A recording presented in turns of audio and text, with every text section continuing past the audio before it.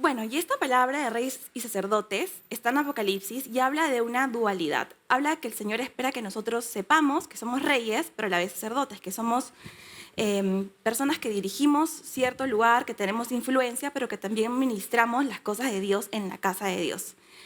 Y justo quiero contarles un poquito lo que me ha pasado anecdóticamente. Yo siempre entendí, cuando nosotros pensamos en los reyes de la Biblia y también en los reyes, por ejemplo, en los reyes de Inglaterra, siempre hay personas que les rinden reverencia y ellos también tienen que dirigirse de acuerdo a la ley, a la ley que en cada país hay.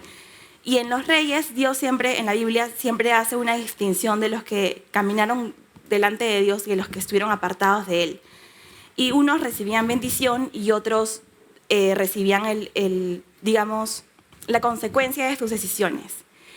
Pero dentro de ello, también los que buscaban a Dios no estaban libres de recibir pruebas, de recibir amenazas, pero ellos siempre encontraban en común buscar al Señor en la privacidad de sus vidas o de sus casas.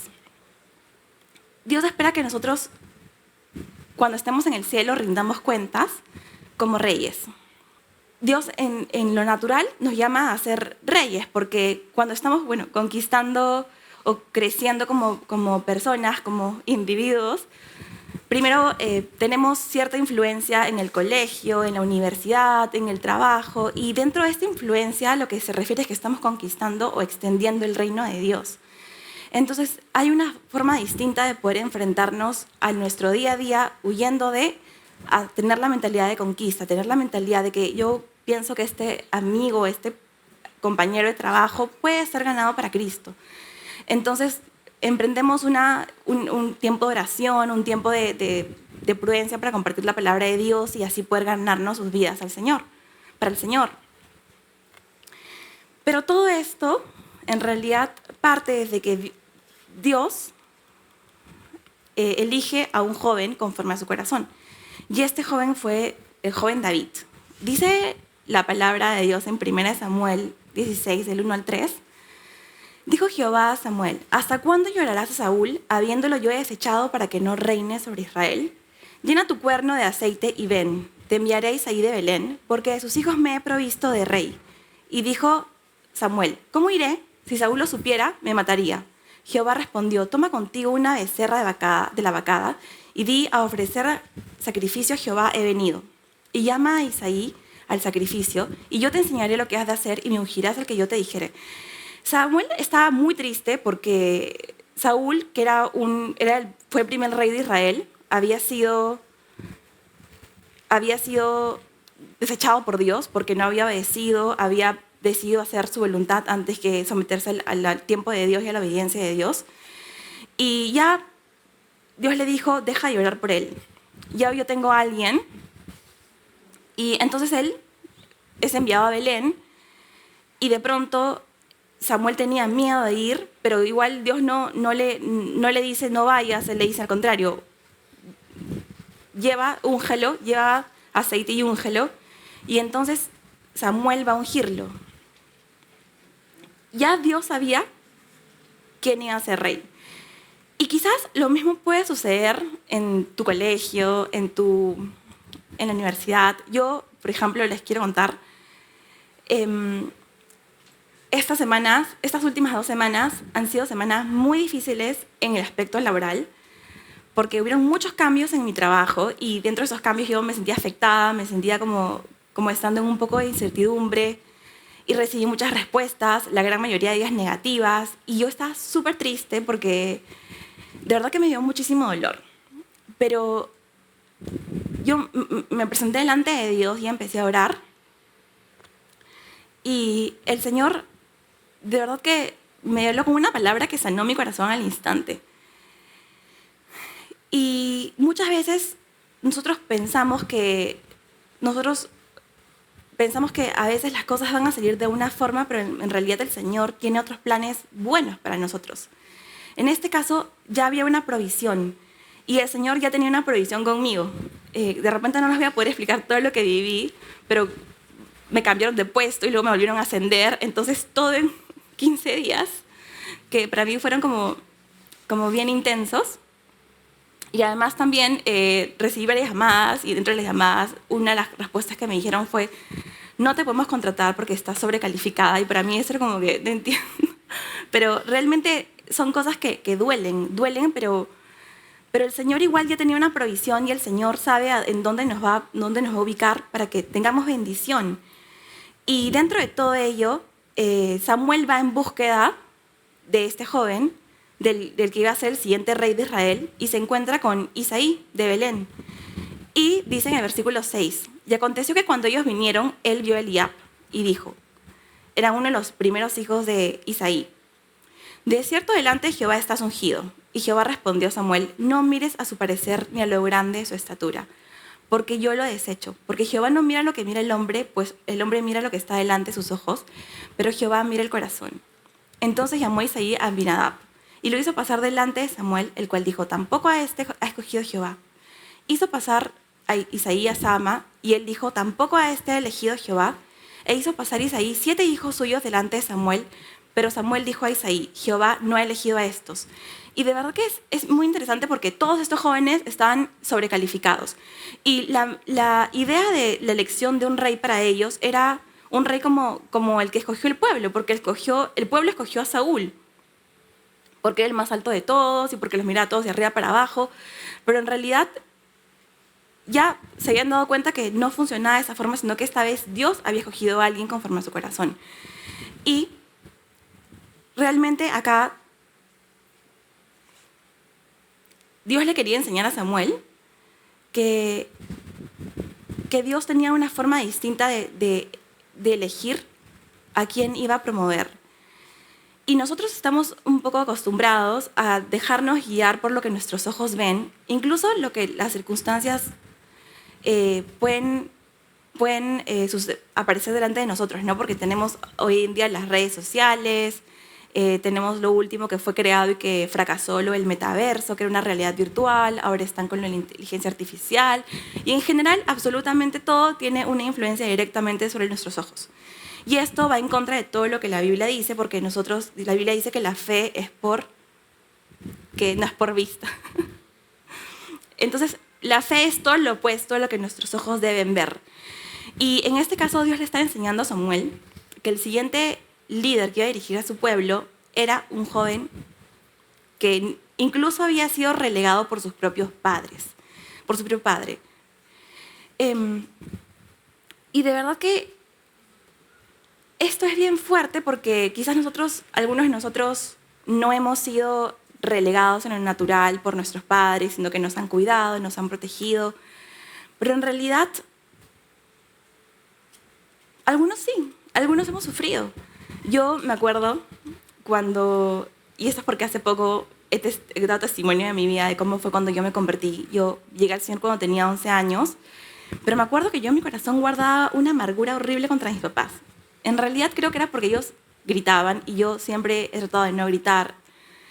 Y en realidad por cosas de personas no cristianas en ese momento. Pero me acuerdo que en el primer retiro al que yo asistí hubo un altar y yo le dije al Señor: todo lo que yo quiero es un corazón nuevo. Y el Señor me dio un corazón completamente nuevo, libre de amarguras. Y para mí eso fue lo más increíble que me pudo pasar, porque tenía 11 años y Dios me dio un nuevo nacimiento. Y en realidad el Señor permite que nos sucedan cosas difíciles, dolorosas, que nos hacen pasar por amarguras muy fuertes para que su nombre sea glorificado. Y como hoy día abrió Gerardo, dice la palabra en el Salmo 40, no esconderé su justicia delante de la congregación. Y en realidad el Salmo 40 es un salmo de espera. Y luego habla de que en el versículo 3, puso luego en mi boca cántico nuevo, alabanza a nuestro Dios. Verán esto muchos y temerán y confiarán en Jehová. Dios quiere mostrarse en nuestras vidas. Y en realidad Dios siempre ha obrado en lo opuesto de lo que nosotros podemos esperar o imaginar para, como ya dije, glorificarse.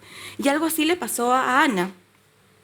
Y en realidad yo tenía en mi corazón el leerles una porción porque dice: Él levanta el polvo al pobre y el muladar exalta al menesteroso para hacerle sentar con príncipes y heredar un sitio de honor, porque de Jehová son las columnas de la tierra, y Él afirmó sobre ellas el mundo. Y en realidad Dios es dueño absolutamente de todo.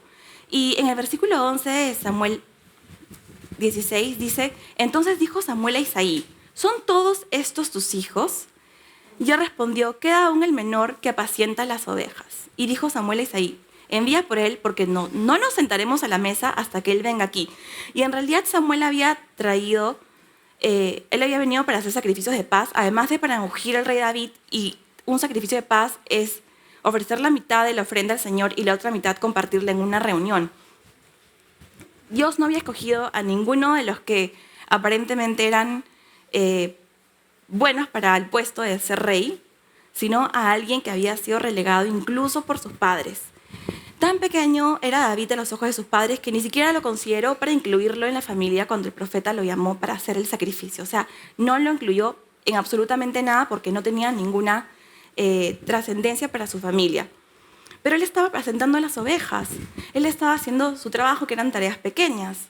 Y apacentar las ovejas no es un trabajo sencillo, porque requiere tener cierto cuidado, cierto amor, cariño.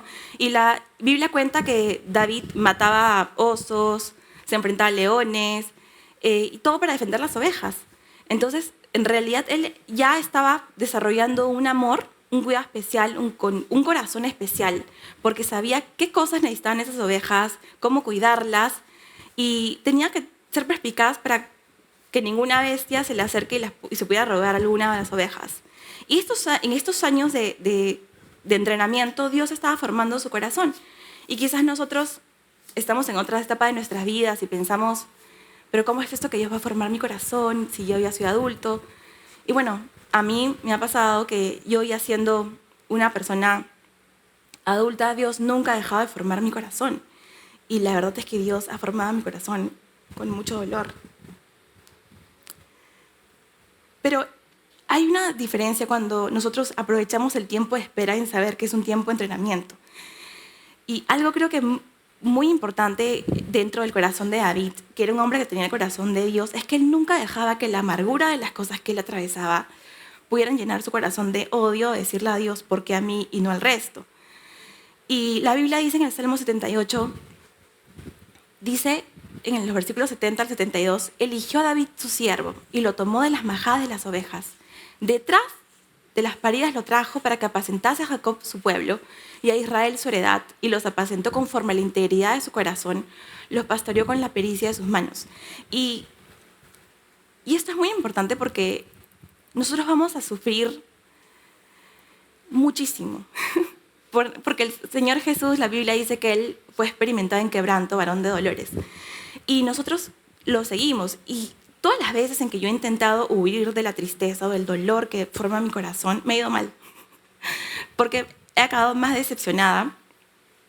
Y yo sé que me estoy extendiendo un poco en explicar la personalidad de David, porque sé que hay muchos jóvenes de esta edad que también están pasando o pasamos momentos de tristeza en donde quizás hay cosas que queremos hacer y que de pronto no van a suceder porque tenemos a nuestros padres que tienen la autoridad sobre nosotros y que ellos tienen la pericia de Dios para decirnos y guiarnos en las mejores decisiones, porque la voluntad de Dios es buena, es agradable y perfecta. Pero este joven David era un joven muy especial. Era alguien que tenía el corazón de Dios, que apacentaba ovejas, pero además se deleitaba cantándole canciones a Dios y escribiendo salmos. En el versículo 12 de 1 Samuel 16 dice, envió pues por él y le hizo entrar, y era rubio, hermoso de ojos y de buen parecer. Entonces Jehová dijo, levántate y úngelo, porque este es. Y Samuel tomó el cuerno del aceite y lo ungió en medio de sus hermanos, y desde aquel día en adelante, el Espíritu de Jehová vino sobre David, y se levantó luego Samuel y se volvió a Ramá. David tendría entre 15 y 17 años, y Dios ya lo había ungido para que sea rey, pero él no fue rey al día siguiente. La etapa del liderazgo, él estaba siendo entrenado para ser rey, pero un rey conforme al corazón de Dios es alguien que va a tomar un lugar importante en su trono, que tenía que ser todavía entrenado. Pero ya Dios le había revelado a Samuel que este joven era un varón conforme a su corazón, el cual Jehová había designado para que sea príncipe sobre su pueblo.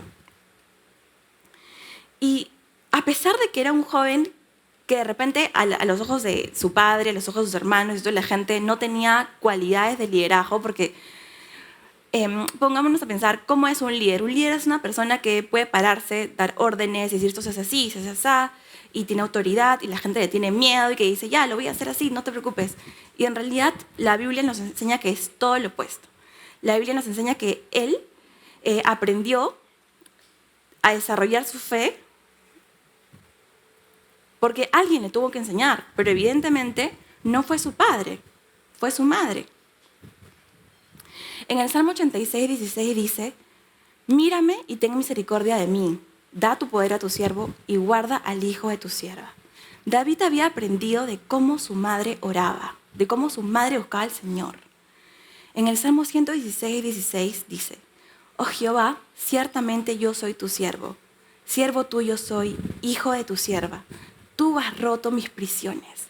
Él había visto en su madre una cualidad especial de una mujer que era sierva de Dios y que además era una mujer que ser sierva no es tampoco nada fácil porque es dejar de hacer lo que tú quieres para honrar a Dios. Y eso era lo que él había visto. Al igual que Timoteo, en 2 Timoteo 1:5 dice, cuando Pablo le dice a Timoteo, trayendo a la memoria la fe no fingida que hay en ti, la cual habitó primero en tu abuela Loida y en tu madre Eunice, y estoy seguro que en ti también. Entonces, vemos cómo esta cualidad de cuidado de las ovejitas, de buscar a Dios, venía de un cuidado maternal, y esto fue lo que hizo que David fuese tan sensible cuando más adelante fue rey o cuando más adelante él empieza a ser líder. Y ahora vamos a seguir estudiando, no me quiero alejar. Entonces Samuel toma el cuerno y lo unge en medio de sus hermanos. Y nadie dijo nada. Nadie dijo no, porque a él todos se quedaron en silencio. Pero la verdadera unción sucede cuando el Espíritu Santo viene sobre él. Y en realidad la unción no solamente se da cuando el Señor unge un rey, sino también cuando unge sacerdotes. Entonces inmediatamente Samuel se levantó y se fue a Ramá. Y nosotros sabemos que aún David no había sido rey porque todavía Saúl seguía siendo rey, Saúl seguía haciendo las cosas conforme a su parecer, se había olvidado del pueblo. Luego vienen los filisteos y amenazan al pueblo de Israel, viene un Goliat, David no tenía miedo de enfrentarse a Goliat, lo mata. Entonces comienza a hacerse famoso entre el pueblo y esto genera en Saúl un gran celo y empieza a dedicar toda su vida y todas sus intenciones en perseguir a David y se olvida de todo su pueblo. Y Dios nos está llamando, Dios está viendo nuestros corazones. La verdad es que Él quiere levantarnos, pero necesitamos atravesar tiempos difíciles, tiempos en donde Él está sacando de nuestro corazón absolutamente una gran cantidad de sentimientos o decepciones para que aprendamos en estos tiempos de lucha a poder encontrar en el Señor nuestro deleite, nuestro gozo, nuestra alegría. Y algo que yo venía pensando en cómo David empieza a desarrollar todo esto y era porque él oraba. La gran mayoría de los salmos fueron escritos por él. Y el Señor me traía a memoria cómo empezó mi vida de oración. Y yo recuerdo que una de las primeras cosas que sucedió en mi vida cuando empecé a congregar a la iglesia, yo me acuerdo y que el primer año que yo me congregaba no tenía muchos amigos. Pero me invitaban a todas las reuniones de oración, entonces yo aprovechaba en ir a las reuniones, incluso las pijamadas incluían reuniones de oración. Entonces fui como muy, digamos, influenciada por las personas mayores a orar siempre. Empezamos orando los viernes en una iglesia en una casa en San Isidro. Después en la casa de la hija de la pastora. Y después los miércoles de reunión de pareja se convirtieron también en reunión de oración de los jóvenes. Y me acuerdo que Marilu venía. Y de verdad que era como un tiempo en el que siempre estábamos orando y siempre no, o sea, todas las reuniones incluían oración, todas las semanas de jóvenes. Entonces, para mí era imposible no... Es más, los viernes me acuerdo que yo ayunaba el viernes para en la noche orar y poder comer. O sea, me acuerdo que ese era el extremo de mi búsqueda de oración y de verdad que yo puedo decir que cuando yo oraba, todo... No puedo decir que de repente todo me iba bien, pero tenía muchísimo gozo y muchísima expectativa porque venía la reunión de oración. No sé si en tu caso sigue sucediendo lo mismo, pero, o no.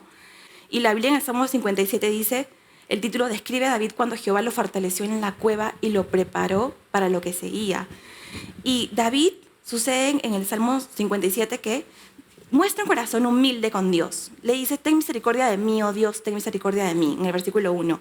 En el versículo dice, clamaré al Dios altísimo, al Dios que me favorece. En los versículos 4 y 6, mi vida está entre leones, red han armado mis pasos. O sea, él estaba completamente perseguido. Pero en el Salmo 9:11 descubre que su mejor o mayor forma de confianza se basaba en alabar al Señor. Y dice, te alabaré entre los pueblos, oh Señor, cantaré delante de ti entre las naciones. Exaltado sea sobre los cielos, sobre toda la tierra sea tu gloria. Y siempre él tenía un corazón dispuesto para alabar al Señor o para atravesar los quebrantos en la presencia de Dios. Y en esta cueva de Adulam se juntan, dicen en 1 Samuel 22, y cuando sus hermanos y toda la casa de su padre los vieron, vinieron a él. Y se juntaron con él los afligidos, los endeudados, los que estaban en amargura de espíritu, y fue hecho jefe de ellos. Y tuvo consigo como 400 hombres. Y él empieza a ser líder de estas 400 personas, pero él no hubiera podido empatizar con ellos, o la gente no hubiera podido empatizar con él y reconocerlo líder si es que no hubieran sabido o conocido lo vulnerable que él era para buscar a Dios. Y David siempre fue vulnerable en su búsqueda real con Dios. Y dice, viene primero su familia, luego vienen un grupo de gente que están heridos también. Y de repente uno nunca hubiera elegido para formar, no sé, su mejor empresa o tu mejor legión para atacar a otro a los que están heridos. Uno, a los que tienen el corazón roto, no los elegirías, pero ellos vinieron a él.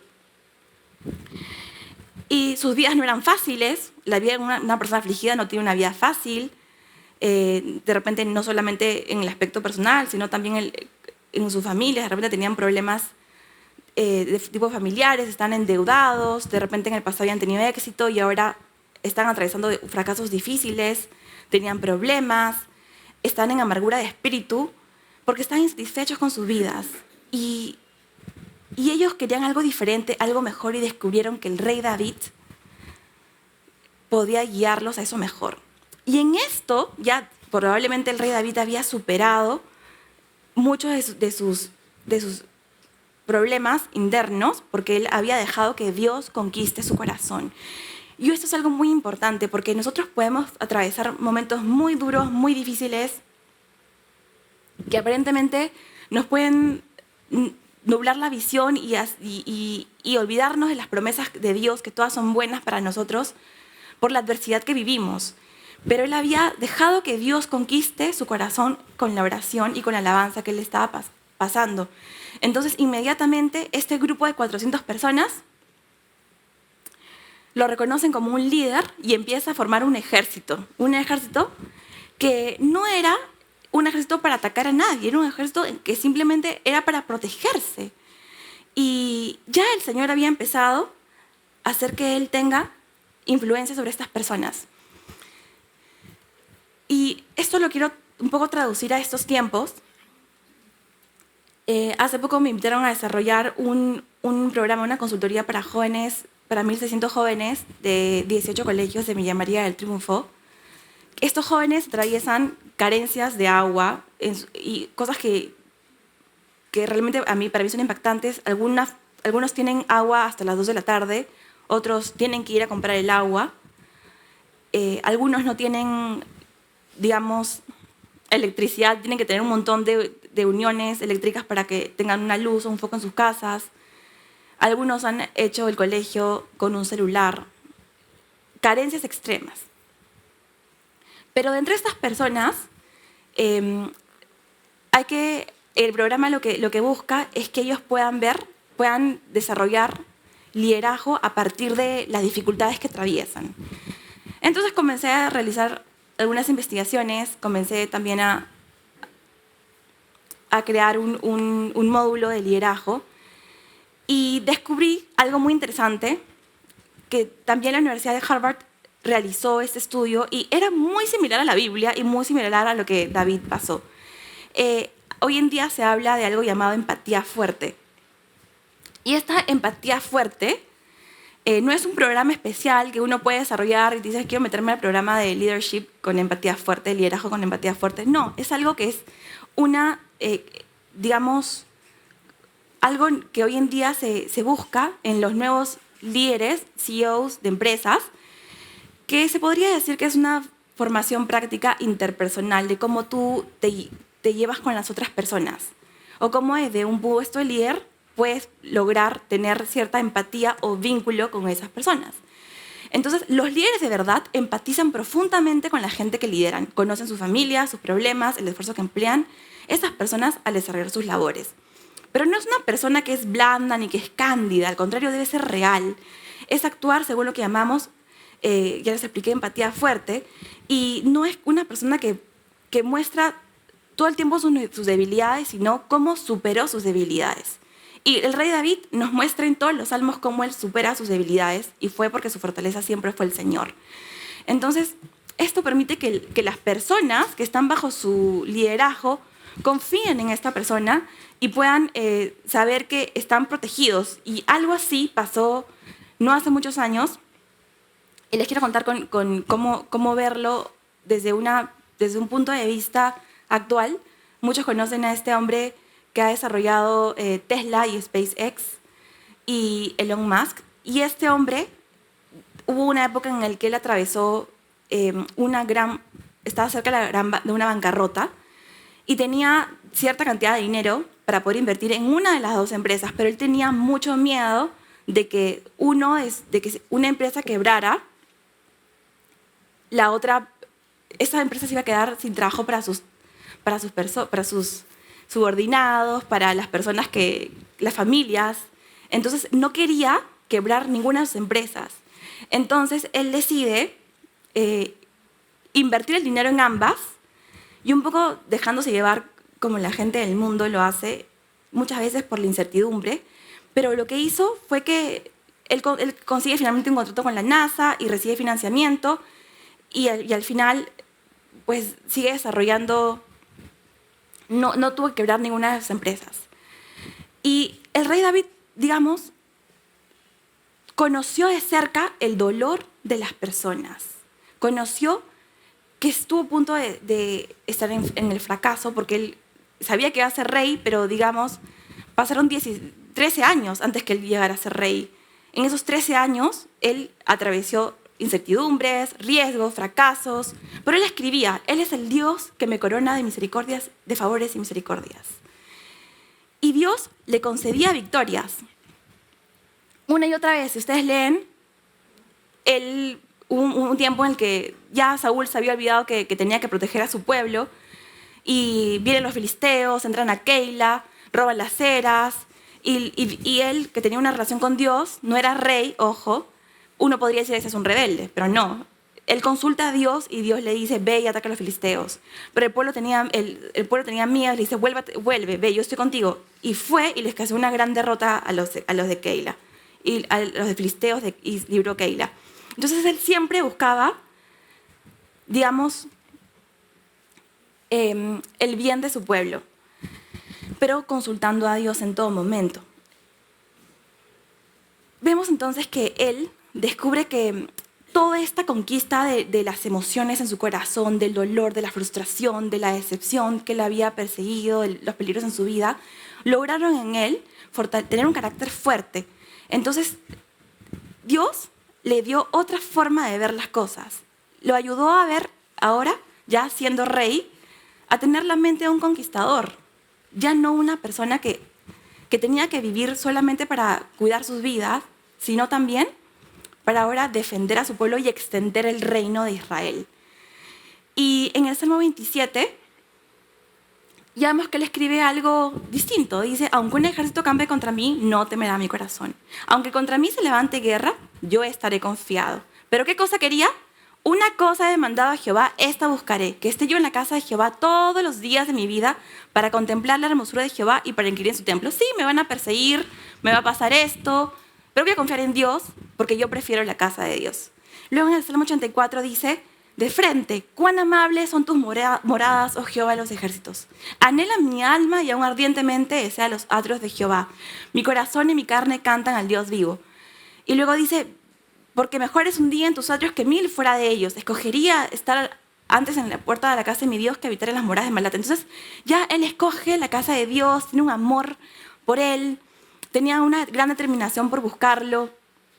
Ya vemos que había superado todas las decepciones de la vida. Y igual no sucede, igual le pasa cuando Pablo le escribe una carta a los romanos que habitaban en Roma, que sufrieron la persecución más fuerte del imperio, donde les dice, ¿quién nos separará del amor de Cristo? En Romanos 8, 35, 37. Tribulación o angustia o persecución o hambre o desnudez o peligro o espada. Antes, en todas estas cosas, somos más que vencedores por medio de aquel que nos amó. Por lo cual estoy seguro de que ni la muerte, ni la vida, ni ángeles, ni principados, ni potestades, ni lo presente, ni lo porvenir, ni lo alto, ni lo profundo, ni ninguna otra cosa, nos podrá separar del amor de Dios que es en Cristo Jesús, Señor nuestro. Entonces, todo esto nos lleva a tener un amor por Jesús, un amor por querer encontrarnos con Él, un amor en el que podemos aplicarlo también en nuestra parte natural en la vida. Porque nosotros somos más que vencedores. Y llega a ser rey, llega a derrotar a los filisteos, llega a derrotar a los amalecitas, hace que los moabitas sean sometidos y le rindan tributo, derrota una alianza de Siria, y tal y como Dios le promete a Abraham, él hizo que la frontera de Israel fuera llevada hasta la línea del Éufrates. Él fue un rey realmente notable, tuvo muchísima gloria, y en Crónicas 29, no tengo el versículo acá, pero dice, Jehová dio la victoria a David por donde quiera que fue. David nunca tuvo una vida fácil, nunca, pero él tuvo el mejor apoyo de todos, el de Dios. Y cuando él dirigió a su pueblo, dice, y reinó David sobre todo Israel, y David administraba justicia y equidad a todo su pueblo. Y él tuvo gente clave que lo ayudaron. Luego van a ustedes poder estudiar más 1 Samuel, 2 Samuel, Crónicas, en sus casos. Pero con todo esto que él vivió, él no dejó que la idea de ser rey gobierne su cabeza, ni pudiera creer que era mejor que nadie. En algún momento sí, él peca, y él escribe el Salmo 51 para reconocerse hacia el pueblo por el orgullo. Pero cuando él construye su casa, él construye la ciudad de David, y encima de la ciudad de David, él había hecho el tabernáculo donde iba a estar en la presencia de Dios, el arca, y donde luego él desarrolla los planos para que esté ahí la casa de Dios más adelante. Él tenía un tan grande amor por la casa de Dios que él quiso hacerle el templo para el Señor. Pero Dios le dijo que no, porque él había derramado mucha sangre, y le dijo que su hijo lo iba a hacer. Entonces David tuvo trascendencia, una trascendencia importante. ¿Por qué? ¿Cuál era su deseo más profundo? Dice en 1 Crónicas 22:5, dijo David Salomón, mi hijo es muchacho y de tierna edad, y la casa que se ha de edificar a Jehová ha de ser magnífica por excelencia, para renombre y honra en todas las tierras. Ahora pues yo le preparé lo necesario, y David antes de su muerte hizo preparativos en gran abundancia, y en verdad él se preocupó por todos los detalles de que iban a ir en la casa de Dios, la madera, como ya les conté, el oro, todo lo que iba a entrar dentro. Luego, quiénes iban a ser los porteros, los levitas, que iban a administrar la casa de Dios, pero también el sacerdocio iba a ser por la familia de Aarón, quiénes iban a ser los cantantes, quiénes iban a ser... Cada detalle, David lo hizo con mucho cuidado porque él amaba la casa de Dios. Y todos estos logros, todas esas victorias, todo esto También Dios quiere que nosotros tengamos. Nosotros estamos llamados a ser reyes y sacerdotes, a tener un espíritu conquistador que solamente puede ser formado a través del dolor. Si no sufrimos, no tenemos fortaleza. Cuando Jesús fue llevado al cielo, Él nos dijo, id y predicad. El mundo está esperando la manifestación de los conquistadores, de los hijos de Dios, para que cumplamos nuestro ministerio en su casa, en nuestras casas, pero también nuestro ministerio en el mundo, en donde tenemos que ser conscientes de que todos nos están viendo. Toda esta gloria que Él obtuvo siempre se la dedicó a Dios, para que el nombre de Dios sea exaltado. Y hoy en día hay diferentes coronas. Hay una corona de gozo que el Señor nos va a dar, que está en Filipenses 4:1, para los que ganamos almas. Coronas de justicia por predicar la palabra. Hay coronas de vida para los que soportamos las pruebas. Tenemos coronas de gloria por los que apacientan la grey. La corona incorruptible para los que luchan y resisten. La corona de sabiduría, los que son prudentes. La corona de victoria. Pero todo esto se reduce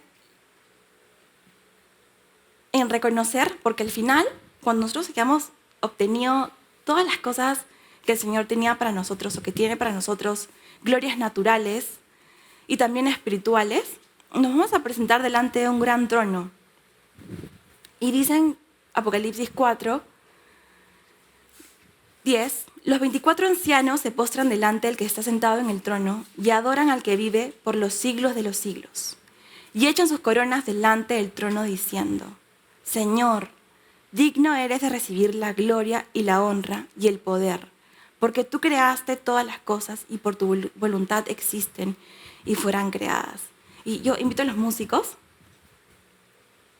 Al final, cuando nosotros estemos delante de Dios, vamos a presentarnos a Él con nuestras coronas, con aquello que hemos ganado, para darle la gloria a un Dios que está sentado en un trono, a un trono que siempre ha podido dirigir con cuidado nuestras vidas, guiarnos hacia lo mejor que nos ha sucedido. Una vez, una hermana amada en la fe me dijo, tú estás exactamente donde el Señor quiere que estés, porque Él quiere usarte y quiere glorificarse. Y ahí donde estás, si buscas al Señor, vas a encontrar la plenitud y el Señor va a compartir su gloria contigo. Y yo no sé los planes que cada uno de nosotros tengamos, pero donde el Señor nos ponga, tenemos solamente un llamado principal y es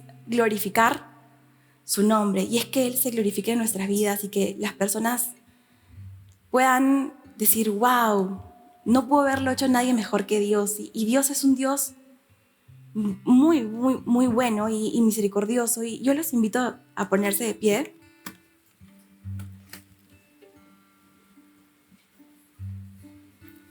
Señor Jesús, te doy gracias, porque a veces nosotros queremos huir del dolor, pero la verdad es que tú quieres que nosotros podamos atravesar, Señor, por un montón de pruebas que a veces son difíciles de comprender cuando hemos hecho las cosas bien y de pronto viene otra. Pero tú te estás glorificando, Señor. Tú quieres que en medio del dolor conquistar nuestro corazón. Y no nos vas a dejar así, Señor. No nos vas a dejar así, porque tú nunca dejaste al rey David en una cueva. Tú lo sacaste, Señor Jesús. Tú lo sacaste a abundancia, Señor. Y eso es lo que tú vas a hacer con nuestras vidas, Señor. Tú nos vas a sacar a disfrutar de la plenitud de tu gloria, Señor. Y hoy día, mientras que te cantamos esta canción, Señor, te pedimos que tú llenes nuestro corazón de paz, llenes nuestro corazón de saber que te vas a glorificar en nuestras vidas y que por eso ya sentimos gozo, Señor Jesús, por lo que vas a hacer, Señor. Gracias te doy, Señor. En el nombre de Jesús. Amén.